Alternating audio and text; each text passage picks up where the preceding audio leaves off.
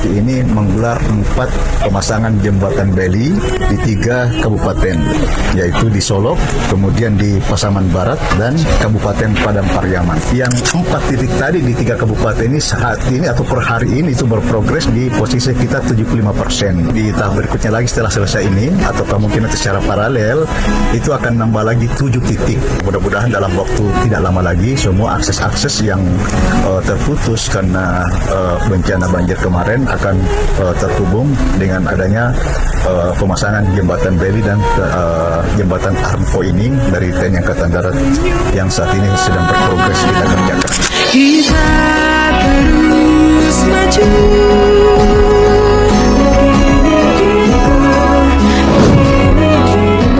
Ya, kami dari masyarakat Jorong Sikobo, ini hal luar biasa sebenarnya yang kami alami, bahwa saya hadir TNI tengah-tengah masyarakat.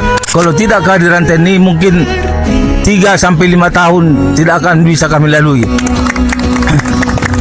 Ini hal luar biasa, belum terjadi pernah seumur saya udah 60 tahun. Begitu tanggap cepat hadir di tengah-tengah kami TNI Angkatan Darat khususnya. Sekali lagi kami tidak bisa banyak mengucapkan kata, cuman Tuhannya memberkati bapak-bapak sekalian. Semoga sehat sampai tujuan nanti setelah bertugas di desa kami.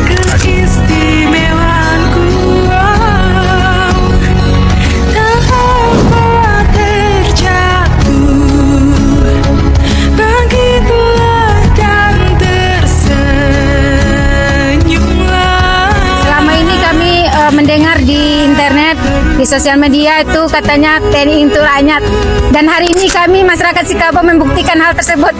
Kami sangat berterima kasih dan bangga bersama TNI, selalu 24 jam hadir untuk memperbaiki jembatan selama kurang lebih 4 hari. Itu sudah siap dan bisa dilalui kembali dengan normal. Tolong sampaikan salam kami kepada Bapak Prabowo. Walaupun kami jauh terpencil, kami tetap diperhatikan. Kami merasa negara hadir bersama kami. Terima kasih.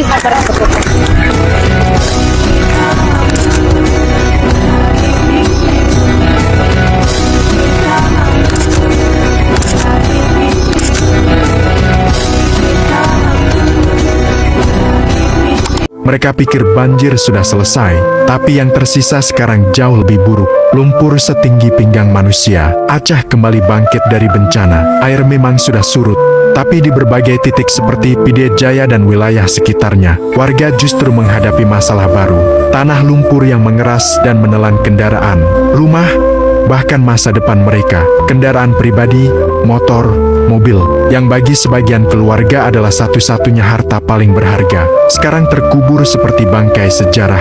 Banyak warga hanya bisa berdiri dan melihat, karena mereka tidak punya alat untuk mengangkat atau membersihkan lumpur itu. Proses evakuasi terpaksa menggunakan alat berat, bukan 1 atau 2, tapi puluhan kendaraan terjebak di satu lokasi.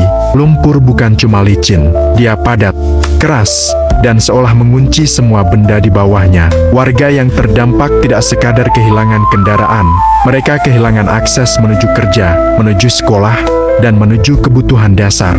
Karena di beberapa titik, jalur transportasi terganggu total dan membuat bantuan sulit masuk. Banyak keluarga masih berada di tempat pengungsian, sebagian kembali ke rumah, hanya untuk tidur di ruang yang tidak lagi terasa seperti rumah.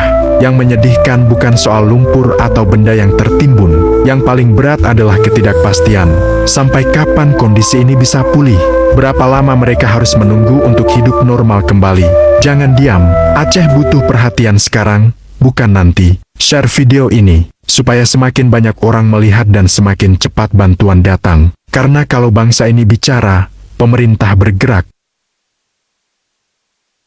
In your heart, and I know that it is love, and this place could be much brighter than tomorrow.